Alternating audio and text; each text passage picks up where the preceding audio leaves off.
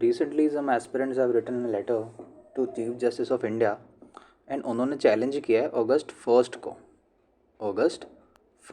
As cut off date for upper age limit for example you are 31 year old, ठीक है, आप 31 year old हो, this is August 1 and अगर आपका birth अगस्त 1 से पहले हुआ है किसी भी मंथ में, फॉर एग्जांपल जून ले लेते हैं हम, ठीक है, कि आपका बर्थ जून में होता है, आप 31 ईयर ओल्ड ऑलरेडी थे, ठीक है, 31 ईयर ओल्ड आप ऑलरेडी थे, तो जून में आपका बर्थ होता है, तो जैसे ही जून क्रॉस होगा आप 32 के हो जाओगे एंड आप इन एलिजिबल हो जाओगे अगर आप जनरल कैटेगरी से हो to apply for UPSC exam, different UPSC exams. तो ये है अगस्त 1 का रोल। ऑन अदर हैंड अगर आप स्टिल 31 ईयर ओल्ड हो, ठीक है, बट आपका बर्थ होता है अगस्त 1 के बाद में, लेट्स से अगस्त 2 को आपका बर्थ होता है, ठीक है, this is your birth date, तो आप 31 ईयर ओल्ड ही कंसीडर होगे, 31 ईयर ओल्ड ही आपको कंसीडर करेगा यूपीएससी एंड तब आप एलिजिबल हो एक अटैम्प्ट देने के लिए आप एलिजिबल हो age wise. So this is the whole issue. दोनों, अब ये वाला कैंडिडेट जो है ये भी 31 ईयर ओल्ड है, जो इस सिनेरियो में कैंडिडेट है ये भी 31 ईयर ओल्ड है, ये भी हमारा 31 ईयर ओल्ड है। इशू क्या आ रहा है? इशू आ रहा है इस डेट का, जो ये कट ऑफ डेट रखी हुई है यूपीएससी ने। जब भी आप अपना फॉर्म फिल करते हो, जब आप प्रीलिम्स का या किसी भी सीईपीएफ एग्ज़ाम का फॉर्म फिल करने जाओगे, तो वो आपको पूछता है कि 1 अगस्त को आपकी एज कितनी होगी, ठीक है, वो ऑटोमेटिकली कैलकुलेट कर लेता है। सो वहाँ पे लिखा हुआ आता है अगर आप अगस्त 1 से पहले बोर्न हो तो वो आपका 1 साल बढ़ा कर दिखाएगा, अगर इसके बाद हो तो 1 साल वो कम दिखाएगा, 1 साल कम दिखाएगा। So this is the whole issue. कुछ एस्पिरेंट्स हैं जो अगस्त 1 से पहले, बहुत सारे एस्पिरेंट्स होंगे, ठीक है, जो अगस्त 1 से पहले जिनका बर्थ हुआ होगा एंड उन्होंने इस अगस्त 1 की वजह से अपना जो एक अटेम्प्ट था अकॉर्डिंग टू देयर एज वो लूज़ कर दिया, वो उन्होंने लूज़ कर दिया। सो उसी चीज़ को उन्होंने चैलेंज किया है सुप्रीम कोर्ट में कि ये डेट जो है चेंज होनी चाहिए, सो दैट किसी भी एस्पिरेंट के अगेंस्ट कोई डिस्क्रिमिनेशन ना हो on the basis of this age, क्योंकि ये एक टेक्निकल चीज़ है, ये टेक्निकल चीज़ है। दोनों सिनेरियो में हमने देखा जो कैंडिडेट थे वो 31 ईयर ओल्ड थे दोनों सिनेरियो में, बट जो अगस्त 1 के बाद जिसका बर्थ हुआ था वो एलिजिबल था एंड जिसका पहले हुआ था वो इनएलिजिबल हो गया था। So this is the whole issue.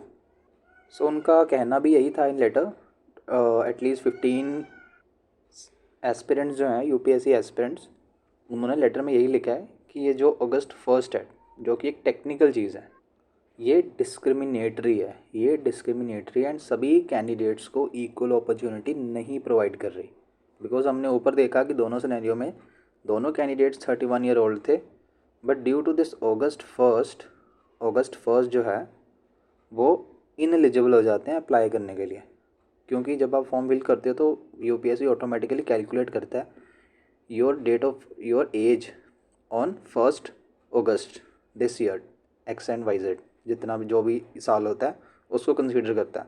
सो अगर आपका पहले हुआ है तो वो आपका 1 साल बढ़ा के कैलकुलेट करेगा, अगर बाद में हुआ तो 1 साल कम कैलकुलेट करेगा। So this is the issue. Let's see what is age eligibility criteria for UPSC. We all know कि 21 ईयर जो है वो मिनिमम एज होनी चाहिए, ठीक है, 21 ईयर ओल्ड मिनिमम एज होनी चाहिए। Maximum age is 32 year old, आप 32 years is the maximum age and this is for general category, ठीक है। जो एस्पिरेंट जनरल कैटेगरी से हैं उनका 21 to 32 है, 21 to 32।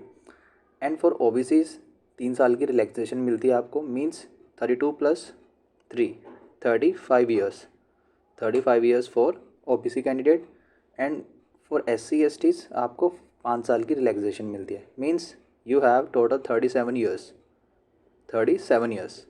सो ये तो एज रिलैक्सेशन हो गया। नंबर ऑफ अटेम्प्ट्स की बात करें तो नॉर्मली 6 होते हैं for general and for EWS economically weaker section.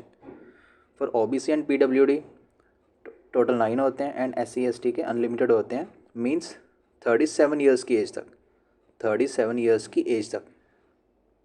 Means आप 21 से लेके 37 तक, जब इस एज ग्रुप में आप कितने भी n नंबर ऑफ अटैम्प्ट दे सकते हो फॉर SC/STs। OBC के लिए 9 है एंड जनरल एंड EWS के लिए it is 6 number of attempts. यहाँ पर भी यही बात कर रहा है कि जैसे अब 2025 स्टार्ट होने वाला है, ठीक है, 2025 स्टार्ट होने वाला है। सो फेब में आप अप्लाई करोगे, बट जब आप फेब में अप्लाई करोगे तो वो डेट मांगेगा कि 1 अगस्त 2025 को आपकी एज 32 से ज़्यादा नहीं होनी चाहिए, 32 से ज़्यादा नहीं होनी चाहिए। अगर होगी तो आप इनएलिजिबल हो जाओगे, अगर आप जनरल कैटेगरी या फिर EWS से बिलोंग करते हो, ठीक है। अगर आप इन 2 कैटेगरी से बिलोंग करते हो तो आप इनएलिजिबल हो जाओ। इट मीन्स कि आपका बर्थ जो है वो अगस्त 2 1992 से लेकर 1 अगस्त 2003 के बीच में हुआ होना चाहिए। ये तो सिंपल सी टेक्निकल सी बात है। So this was the whole issue.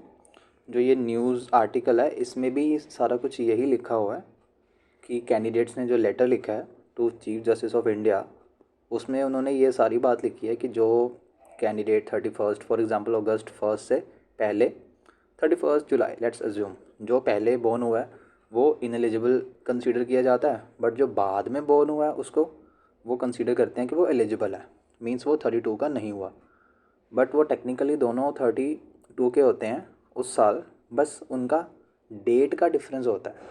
साल सेम है, उनका ईयर जो है वो सेम है, बट डेट का डिफरेंस है।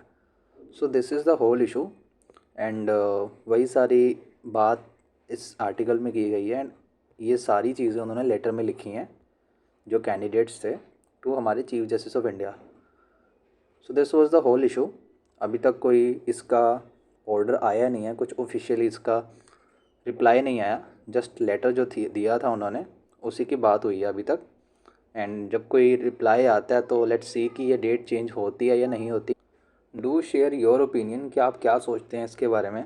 एंड अगर आपका भी बर्थ इससे पहले हुआ है, आई होप कि आप अभी तक कोई भी 30+ नहीं होगा। मैं अज्यूम कर रहा हूँ कि आप में से कोई भी 30+ नहीं होगा।